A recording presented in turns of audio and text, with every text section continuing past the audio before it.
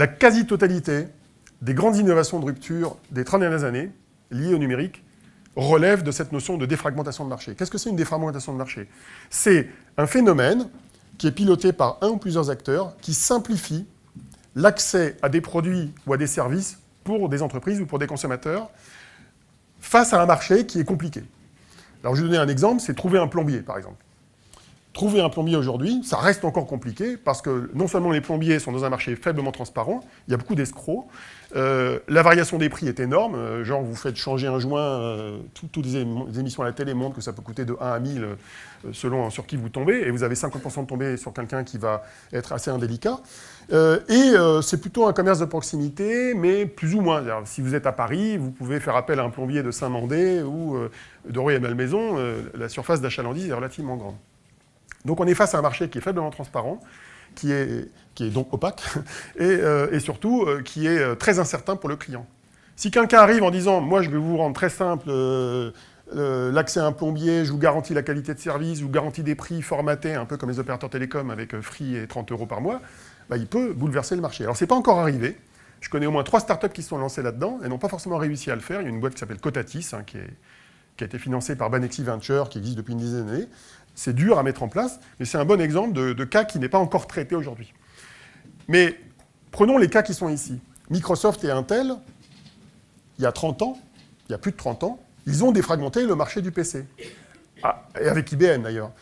Avant qu'IBM se lance dans le monde du PC, il y avait plein de PC différents. Il y avait, pour ceux qui connaissent l'époque, Commodore, Sirius, tout un tas de marques qui ont disparu depuis. Et c'est Microsoft et Intel à qui, en gros, involontairement, IBM avait fourgué les clés de cette industrie, qui ont structuré le marché du micro-ordinateur assez durablement et qui ont défragmenté le standard du micro-ordinateur pour le diffuser, notamment dans les entreprises. Google et Apple, eux, ils ont défragmenté le monde de la téléphonie. Si on se met avant 2007, quand on avait un téléphone avec de la data, on utilisait des standards comme eMode ou le WAP qui permettaient d'accéder à des applications. Sauf que les applications, en général, on y accédait au travers d'un magasin d'applications qui venait de l'opérateur télécom. Donc selon l'opérateur télécom, on avait accès à tel ou tel magasin d'applications. Et ces applications, très souvent, quand elles étaient développées hors du monde Microsoft, c'était développé en Java. Et il y avait 450 versions différentes de Java mobile utilisées par les opérateurs, les constructeurs, et c'était extrêmement compliqué. Donc on a été face à un marché qui était non seulement faiblement développé, par rapport à ce qu'il est aujourd'hui, mais surtout qui était extrêmement fragmenté. Là-dessus, Apple, puis Google, en gros, en manipulant les opérateurs télécoms, ont réussi à piquer le rôle d'intermédiation à l'opérateur télécom avec leur propre magasin d'applications, ce qui fait que maintenant, quand on veut développer une application mobile, on développe une fois pour toutes sur iOS, et on a accès à 20% du marché mondial d'un coup. Et après, on développe sur Android. C'est un peu plus compliqué que sur Apple parce que c'est un peu plus fragmenté. Mais on a accès à un marché énorme, c'est quasiment tout le reste, à l'échelle mondiale. Donc à des milliards de téléphones. Donc un développeur de jeu, aujourd'hui, quand il veut adresser le marché, il développe sur 2 plateformes et il a accès au monde entier. Surtout si en plus son truc, il n'y a pas besoin de langue dedans, il n'y a que du visuel. Il y a plein de jeux qui fonctionnent sans avoir de problème de localisation, donc on a accès comme ça immédiatement à un marché qui est extrêmement mondial. Airbnb, c'est pareil. Airbnb, c'est la défragmentation de l'accès à la location de particuliers. Avant, on faisait ça dans les petites annonces, on faisait ça à la mano, il y avait des agences, c'était fragmenté, c'était à l'échelle locale. Maintenant, c'est global, et on a une société américaine qui est devenue leader dans ce domaine-là. Mais Sears, quand Sears a produit le premier catalogue de VPC vers la fin du 19e siècle, c'était le même procédé. Eux, ils s'appuyaient sur une révolution technologique qui était le train. Ils permettaient à tous les foyers américains, qui étaient inondés par le train Est-Ouest notamment, d'accéder à un catalogue de produits beaucoup plus large qu'un revendeur de proximité de base de l'époque. Carrefour, c'est la même chose par rapport à la fragmentation du commerce de détail. Amazon, c'est la même chose. Amazon, c'est une société qui défragmente de manière ultime le marché du commerce. Alors au départ, quand ils ont commencé, on y voyait que du feu. Ils commençaient avec les bouquins. J'ai les bouquins, c'est pas grave, c'est juste les bouquins. Puis après, ils sont mis à vendre des DVD. Puis après, ils sont mis à vendre de l'électronique. Mais maintenant, ils vendent quasiment de tout. Et non seulement ils vendent de tout eux-mêmes, mais ils agglomèrent dans leur propre site, via leur rôle de place de marché, l'inventaire de tout un tas de marchands qui vendent de tout. Neuf ou d'occasion, plutôt du neuf en général. Et puis eBay fait la même chose, plutôt sur l'occasion et aussi sur du neuf. Donc vous avez 2 sociétés, donc eBay et Amazon, qui ont eu un rôle de défragmentation de l'offre de produits manufacturés absolument incroyable. Pourquoi Amazon est si fort aujourd'hui? Parce que vous êtes à peu près sûr, si vous allez sur leur catalogue, de trouver ce que vous cherchez par rapport à beaucoup d'autres sites qui n'auront pas accès à un inventaire de la même taille et à l'échelle internationale. Vous voyez le procédé?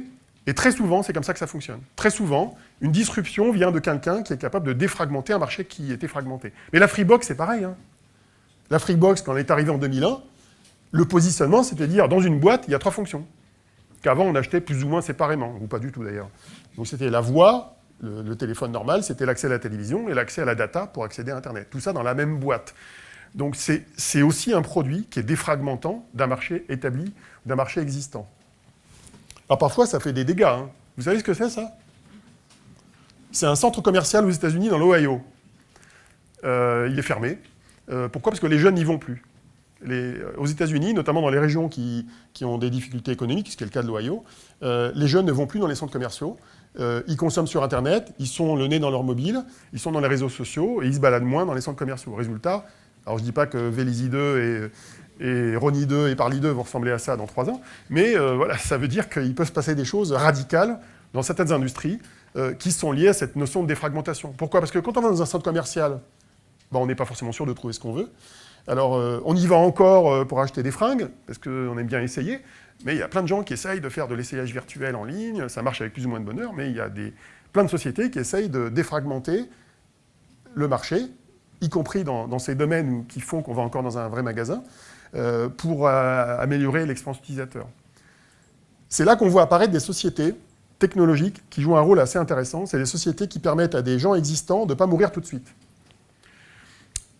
Vous prenez par exemple les beacons. Vous connaissez peut-être les beacons. Les beacons sont une petite technologie de capteurs qu'on met dans les magasins, qui sont reconnus par le Bluetooth dans les smartphones et qui permettent aux magasins d'envoyer des alertes aux consommateurs via une application plus ou moins liée au magasin, qui est dans le mobile, de présenter une promo, une information sur le magasin. Et donc ça, c'est un moyen que certains offreurs de technologies proposent à des retailers de ne pas mourir tout de suite. Et de continuer à rendre intéressant le fait d'aller acheter dans un magasin. Alors le problème étant que si vous transformez la visite du magasin en une visite d'une application mobile en étant le nez dans le mobile, c'est pas évident que ça marche très bien. Mais en tout cas, ils essayent.